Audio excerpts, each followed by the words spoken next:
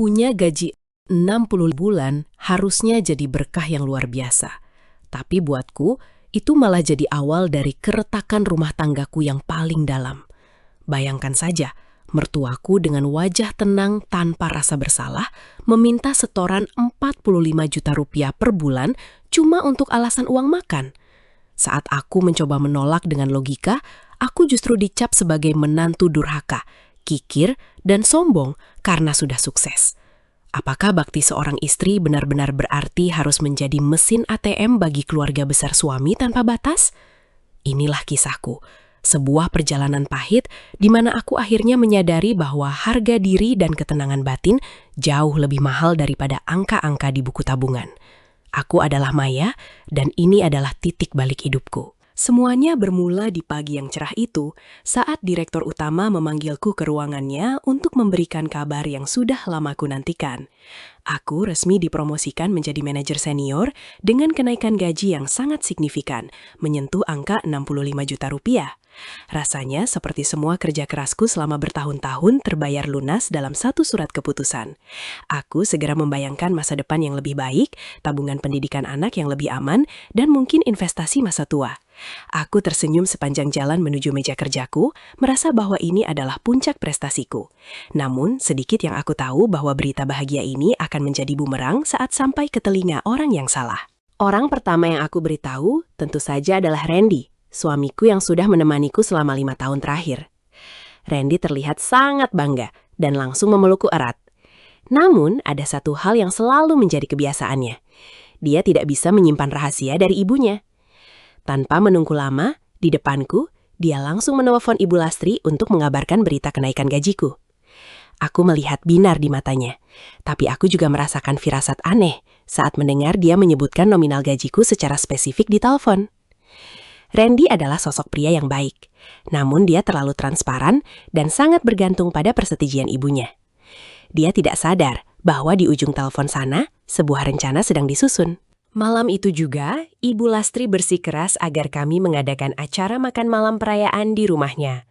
Aku sebenarnya merasa sangat lelah setelah seharian bekerja, tapi demi menghargai niat baik mertuaku, aku setuju untuk datang.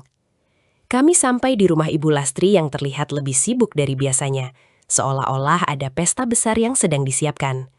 Di sana juga ada Dimas, adik iparku yang selama ini dikenal malas dan hanya mengandalkan uang saku dari ibunya.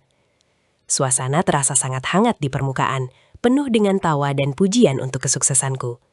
Namun, aku merasakan tatapan Ibu Lastri yang terus mengamatiku, seolah sedang menghitung nilai nominal yang melekat pada diriku malam itu. Makan malam berlangsung dengan hidangan yang sangat mewah, jauh lebih mewah dari biasanya. Ibu Lastri terus-menerus mengambilkan lauk untukku sambil membicarakan betapa bangganya dia memiliki menantu yang sukses seperti aku. Randy duduk di sampingku, terlihat sangat bahagia melihat keakraban semu antara aku dan ibunya. Aku mencoba menikmati suasana itu.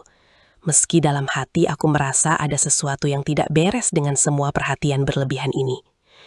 Dimas sesekali melontarkan komentar tentang gadget terbaru yang ingin dia beli, dan ibunya hanya tersenyum penuh arti. Sinyal bahaya mulai berdenging di kepalaku saat Ibu Lastri mulai mengubah topik pembicaraan ke arah finansial keluarga. Tiba-tiba, di tengah suapan terakhir, Ibu Lastri meletakkan sendoknya dengan pelan dan menatapku lurus-lurus. Dia berdehem kecil, memberi kode agar semua orang memperhatikannya. "Maya," katanya dengan suara yang dibuat selembut mungkin. "Karena gajimu sekarang sudah besar, Ibu rasa sudah saatnya kamu berkontribusi lebih untuk kas keluarga." Aku mengangguk pelan, mengira dia meminta uang untuk renovasi rumah atau keperluan mendesak. Tapi jantungku hampir berhenti saat dia menyebutkan angka. "Ibu minta kamu setor 45 juta setiap bulan ke rekening Ibu. Itu untuk uang makan dan biaya operasional keluarga kita di sini." Aku terpaku, hampir tidak percaya dengan apa yang baru saja ku dengar. 45 juta rupiah untuk uang makan? Itu benar-benar tidak masuk akal bagi siapapun yang memiliki logika sehat. Aku mencoba bertanya dengan sopan, apa saja rincian biaya tersebut sampai membutuhkan dana sebesar itu setiap bulannya? Ibu Lastri mulai menjelaskan dengan nada yang sedikit meninggi, menyebutkan bahwa Dimas butuh modal untuk usaha, cicilan apartemen baru karena dia ingin segera menikah, dan gaya hidup keluarga yang harus dijaga. Dia berbicara seolah-olah uang gajiku adalah milik bersama yang bebas dia kelola. Dia bahkan tidak merasa malu meminta hampir 70% dari total penghasilanku. Aku melirik ke arah Randy, berharap dia akan membantuku meluruskan situasi yang absurd ini. Namun, harapanku pada Randy pupus dalam sekejap. Alih-alih membelaku, Randy justru hanya menunduk dalam dan memainkan jarinya di bawah meja.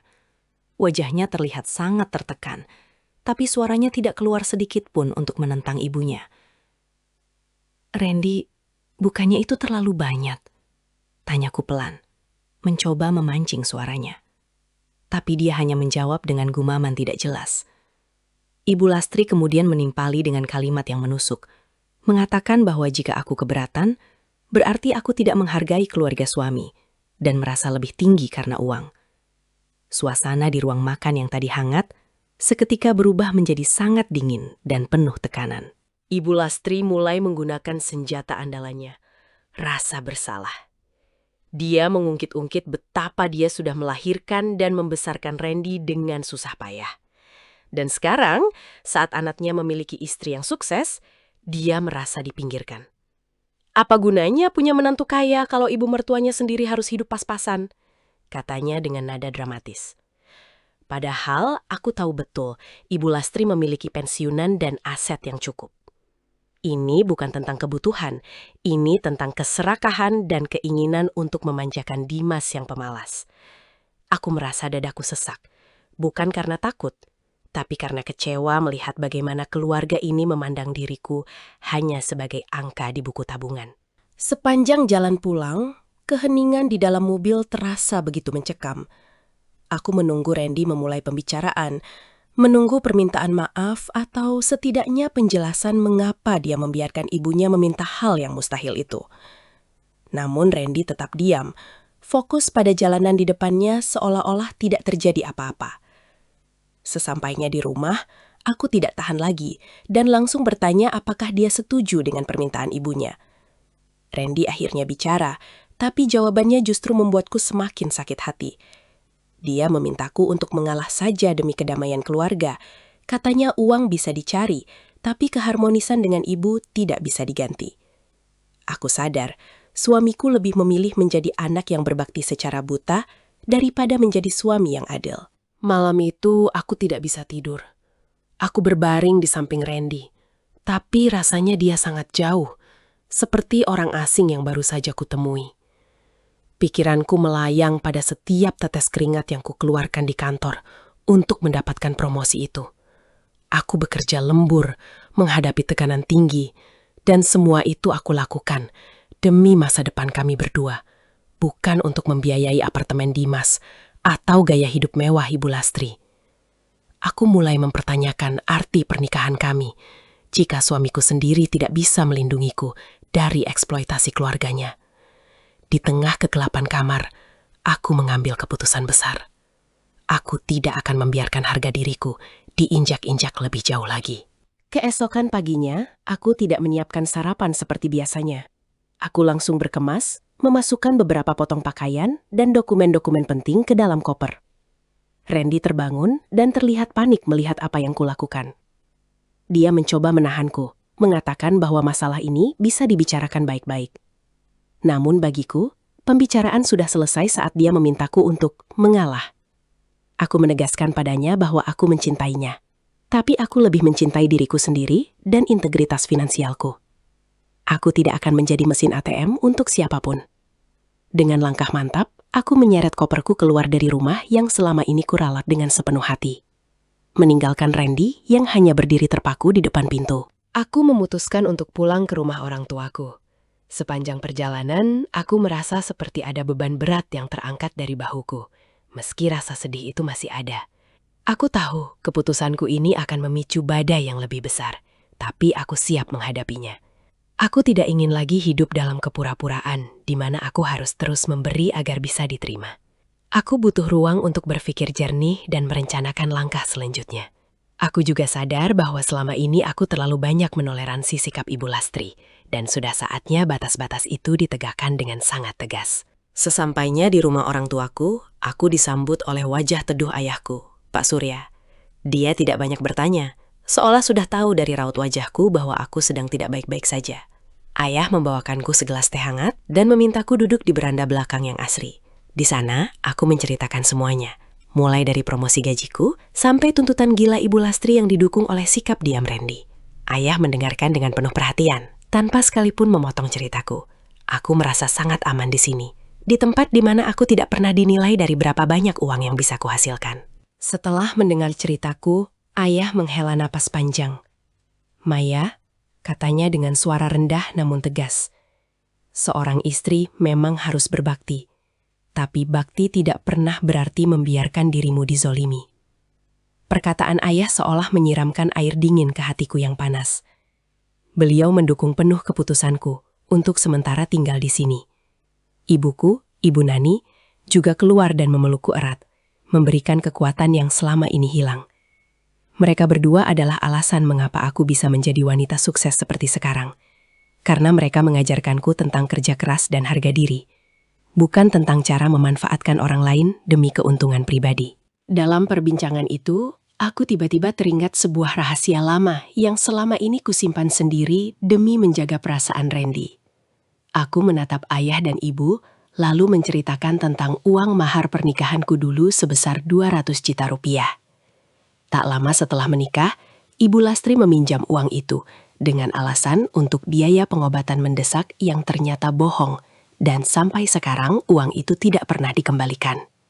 Randy tahu soal ini, tapi dia selalu melarangku menagihnya dengan alasan itu adalah bentuk pengabdian kepada orang tua. Mendengar hal itu, wajah ayah berubah menjadi sangat serius. Beliau sadar bahwa ini bukan lagi sekedar masalah uang makan, tapi pola penipuan yang sistematis. Keesokan harinya, teleponku tidak berhenti berdering. Ibu Lastri menghubungiku berkali-kali, namun aku sengaja tidak mengangkatnya. Akhirnya dia mengirimkan pesan suara yang sangat kasar, menuduhku sebagai istri yang tidak tahu diri karena kabur dari rumah hanya karena urusan uang. Dia bahkan mengancam akan menyuruh Randy menceraikanku jika aku tidak segera pulang dan menyerahkan kartu ATM-ku. Membaca pesan itu, bukannya takut, aku justru merasa muak. Keserakahannya sudah benar-benar menutupi akal sehatnya. Aku menyadari bahwa tidak ada jalan kembali untuk hubungan yang sangat beracun ini jika tidak ada perubahan radikal. Aku memutuskan untuk tidak tinggal diam dan menerima serangan itu begitu saja. Dengan bantuan seorang teman yang berprofesi sebagai pengacara, aku mulai menyusun strategi. Aku ingin semua utang lama Ibu Lastri, termasuk uang mahar 200 juta itu, diakui secara resmi di atas kertas. Aku juga ingin membuat pembatasan finansial yang jelas jika Randy masih ingin melanjutkan pernikahan ini. Aku menyiapkan berkas-berkas pendukung dan bukti transfer lama yang masih tersimpan rapi di emailku. Aku bukan lagi Maya yang lemah dan penurut. Aku adalah wanita yang akan memperjuangkan hak dan keadilannya sendiri. Aku mengirim pesan singkat kepada Randy, memintanya datang ke kantor notaris bersama ibunya untuk membicarakan penyelesaian masalah kami. Randy setuju. Mungkin dia mengira aku akan menyerah dan setuju dengan permintaan ibunya. Di hari yang ditentukan, aku datang lebih awal dengan pakaian kantor terbaikku, menunjukkan citra wanita yang memegang kendali penuh atas hidupnya. Saat Ibu Lastri masuk dengan wajah angkuh, diikuti oleh Randy yang tampak lesu, suasana di ruangan itu seketika menjadi sangat tegang. Ibu Lastri langsung duduk dan bertanya, kapan aku akan mentransfer uang makan yang dia minta. Aku tidak langsung menjawab pertanyaannya. Sebaliknya, aku mengeluarkan dokumen pengakuan utang yang sudah disiapkan oleh notaris. Aku meletakkannya di atas meja dan menjelaskan bahwa sebelum kita bicara soal sumbangan masa depan, kita harus menyelesaikan kewajiban masa lalu. Aku menuntut Ibu Lastri untuk menandatangani surat pengakuan utang sebesar 200 juta rupiah atas uang mahar yang dia pakai. Wajah Ibu Lastri seketika pucat pasi, lalu berubah merah padam karena marah. Dia mulai berteriak, mengatakan bahwa aku adalah menantu yang tidak beradab karena menagih utang kepada orang tua. Melihat ibunya mengamuk, Randy mencoba menenangkan suasana, tapi aku langsung memotongnya. Pilih Randy, kamu berdiri di samping istrimu yang sudah dizolimi selama bertahun-tahun, atau kamu terus membela keserakahan ibumu yang tidak masuk akal ini? Tanyaku dengan suara yang tenang, namun sangat tajam. Randy terdiam. Matanya menatap dokumen di atas meja itu, lalu menatap ibunya. Ibu Lastri kemudian melakukan taktik lamanya. Dia tiba-tiba memegang dadanya dan mengerang kesakitan, berpura-pura terkena serangan jantung untuk mendapatkan simpati dan menghentikan pembicaraan. Tapi kali ini, taktik itu tidak mempan padaku. Silahkan panggil ambulans kalau memang ibu sakit. Tapi dokumen ini tetap harus selesai hari ini, kataku dingin. Notaris yang ada di ruangan itu juga mengingatkan bahwa tindakan menghalangi proses hukum tidak akan membantu. Ibu Lastri yang melihat aktingnya gagal seketika sembuh dan mulai memaki-makiku dengan kata-kata yang sangat kasar. Dia mengungkap jati dirinya yang asli. Seorang wanita yang hanya peduli pada uang dan kenyamanan putranya yang malas, Dimas. Randy yang mendengar semua makian kasar ibunya kepada istrinya sendiri, tampak mulai tersadar dari pengaruh buta yang selama ini membelenggunya. Randy akhirnya angkat bicara. Suaranya bergetar namun jelas. Dia meminta ibunya untuk diam dan menghargai Maya. Randy mengakui di depan notaris bahwa benar ibunya telah memakai uang mahar tersebut dan tidak pernah mengembalikannya. Dia merasa sangat malu atas kelakuan ibunya dan juga atas kelemahannya sendiri selama ini. Namun, saat aku menyodorkan surat cerai sebagai opsi kedua jika masalah finansial ini tidak diselesaikan secara legal, Randy kembali terlihat goyah. Dia sangat mencintaiku, tapi dia juga tidak sanggup memutus ikatan dengan ibunya yang toksik. Dilema besar terpancar jelas di wajahnya yang letih. Ibu Lastri yang menyadari posisinya terpojok, mulai mengancam akan mengadu kepada seluruh keluarga besar dan membuat nama Maya buruk di lingkungan mereka. Namun, aku sudah siap. Aku menunjukkan bukti-bukti pesan singkat dan rekaman pembicaraan di mana dia meminta uang 45 juta rupiah. Jika ibu ingin kita membawa ini ke ranah publik, silahkan. Biarkan semua orang tahu siapa yang sebenarnya rakus di sini. Tantangku. Dimas, yang ikut datang namun hanya diam di sudut ruangan, terlihat ketakutan karena tahu sumber dana mewahnya terancam hilang selamanya. Kekuatan sekarang benar-benar berada di tanganku.